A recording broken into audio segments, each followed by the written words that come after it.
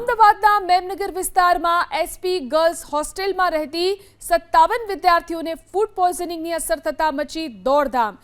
Trust સંચાલિત girls હોસ્ટેલમાં 900 જેટલી વિદ્યાર્થીનીઓ રહે છે, જેમાંથી 57 વિદ્યાર્થીઓને ગઈકાલે ઝાડા ઉલટી અને તાવ સહિતની ફરિયાદ ઉઠી હતી।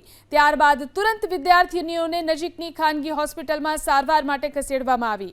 એક સાથે 57 વિદ્યાર્થીનીઓને ફૂડ પોઈઝનિંગની અસર થતા કોર્પોરેશનનું આરોગ્ય વિભાગ દોડતું થયું।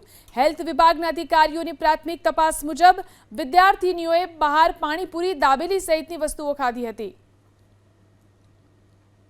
ટોટલ 57 જેટલી આ પ્રકારની ગર્લ્સ હોસ્ટેલની છોકરીઓને ત્યાં સારવાર આપવામાં આવેલી હતી અને હાલમાં 18 જેટલી છોકરીઓ છે તેને ત્યાં એડમિટ કરવામાં આવેલી છે। તેઓ મેમનગર ખાતે આવેલ ગર્લ્સ હોસ્ટેલમાં આ છોકરીઓ રહેતી હતી। ગર્લ્સ હોસ્ટેલમાં કરીબ 900 જેટલી આ છોકરીઓ રહે છે, જેમાંથી 57 છોકરીઓને આ પ્રકારની અસર થયેલી હતી। મેડિકલ તપાસ કરતા છોકરીઓએ બહારનું ખાવાનું ખાધું હોય, જેમ કે કોઈ દાબેલી ખાધેલી છે, કોઈ કે પાણીપુરી ખાધેલી છે। આ ઉપરાંત હોસ્ટેલ પ્રિમાઇસીસનું ગઈકાલના રોજ અથવા પરમ દિવસના રોજ એ લોકોએ ખાદ્ય પદાર્થમાં મુખ્યત્વે ઈદડા, સેવ ખમણી અને ખીચડી ખાધેલી હોય તે પ્રકારની પ્રાથમિક માહિતી મળેલી છે। હાલમાં કોર્પોરેશન દ્વારા ટીમ ત્યાં મૂકવામાં આવેલી છે, તેના ફૂડ સેમ્પલ પણ લેવામાં આવેલા છે અને જે પણ દીકરીઓ સ્ટર્લિંગ હોસ્પિટલમાં એડમિટ છે, પ્રાપ્ત માહિતી અનુસાર તેઓ તમામ અત્યારે હાલમાં સ્ટેબલ છે।